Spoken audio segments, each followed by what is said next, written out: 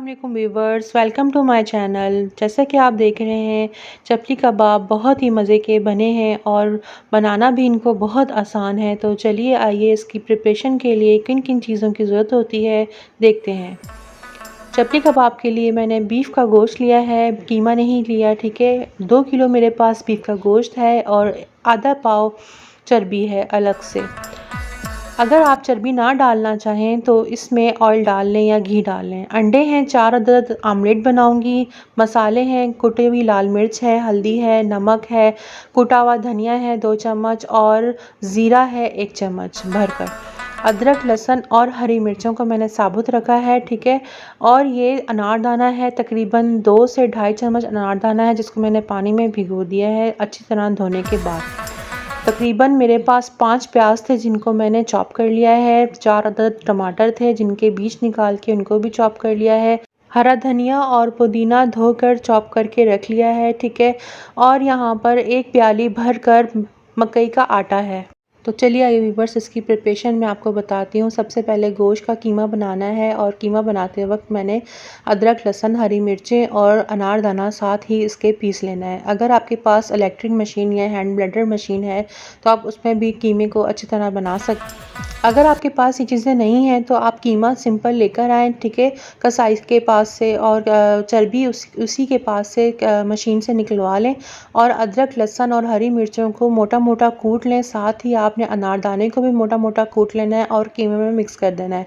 मेरे पास मशीन है इसलिए मैं गोश्त लेकर आती हूँ। मैं गोश्त कीमा नहीं लेकर आती और मैं मशीन के ज़रिए ही जो है वो कीमा घर में ही निकाल लेती हूँ। तो अगर आपके पास ना हो तो आप इस तरह मोटा मोटा जो है हाथ की मदद से, आपके पास जो भी चीज़ है मसाला पीसने वाली उसके ज़रिए आप इन तीनों चारों चीज़ों को पीसें और कीमे में मिक्स कर दें, ठीक है। इस तरह देखें, मैंने पहले कीमा मशीन से निकाला है, साथ चर्बी भी मैंने ऐड कर दी थी, साथ ही मैंने अदरक, लहसुन और हरी मिर्चें शामिल कर दी और साथ ही मैंने अनारदाना भी पीस लिया है। ये देखिए व्यूवर्स, चारों चीज़ें जो हैं वो कीमे में मिक्स हो चुकी हैं। अब शामिल करूँगी मैं ये मसाले।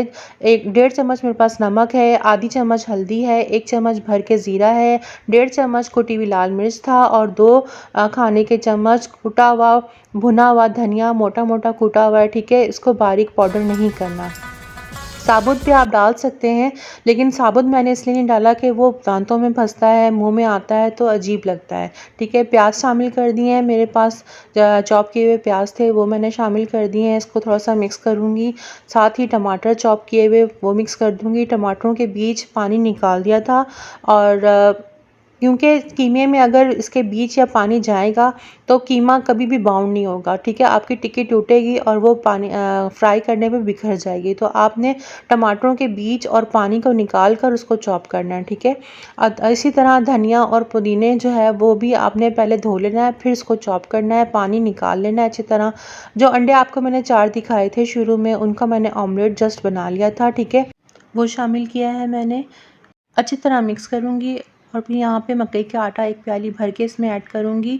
व्यूअर्स, इसमें कॉर्नफ्लोर नहीं जाता है, इसमें मकई का आटा ही जाता है, ठीक है। जो जिससे मकई के दानों से जो आटा बनाया जाता है ना, ये वो आटा है, ठीक है। व्यूअर्स, अगर आपको चर्बी का जायका अच्छा नहीं लगता तो आप चर्बी शामिल ना करें कीमे में, ठीक है।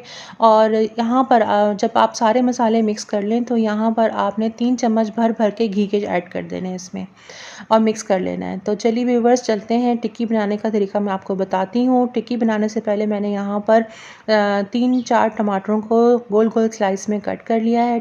कीमे की बॉल लेंगे एक बड़ी सी, ठीक है। उसमें आपको जैसे कि पता है चपली कबाब की कोई शेप नहीं होती, इसलिए इसका नाम चपली कबाब है, वरना हम इसको कच्चे कीमे के कबाब भी कह सकते हैं। तो ये पेशावर की डिश है। तो वो मतलब एक बड़ा सा बॉल लेते हैं कीमे का बॉल लेने के बाद टमाटर का स्लाइस उसके सेंटर में रख के उसको प्रेस कर देते हैं, ठीक है।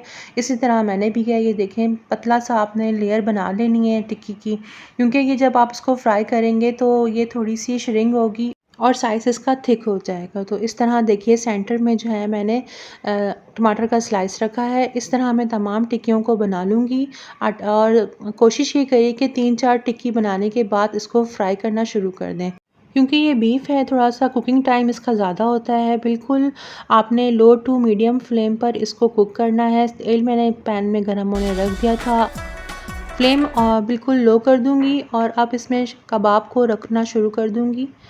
बिल्कुल प्रॉपर पहले एक तरफ से फ्राई हो जाएँगे, फिर मैं इसको पलटूँगी, ठीक है? और बहुत एहतियात से पलटिएगा क्योंकि टमाटर गिरने के डर होता है, तो आपने बिल्कुल एहतियात से इसको पलटना है। ये देखिए अब एक नीचे से तकरीबन ब्राउन हो गया है, अब इसको मैं पलटती हूँ।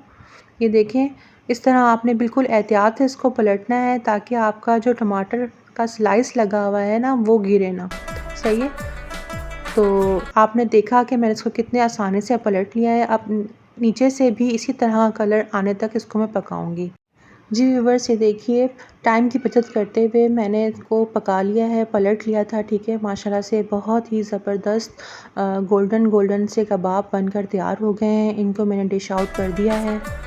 उम्मीद है कि आपको मेरे चपली कबाब की रेसिपी बहुत इजी लगी होगी।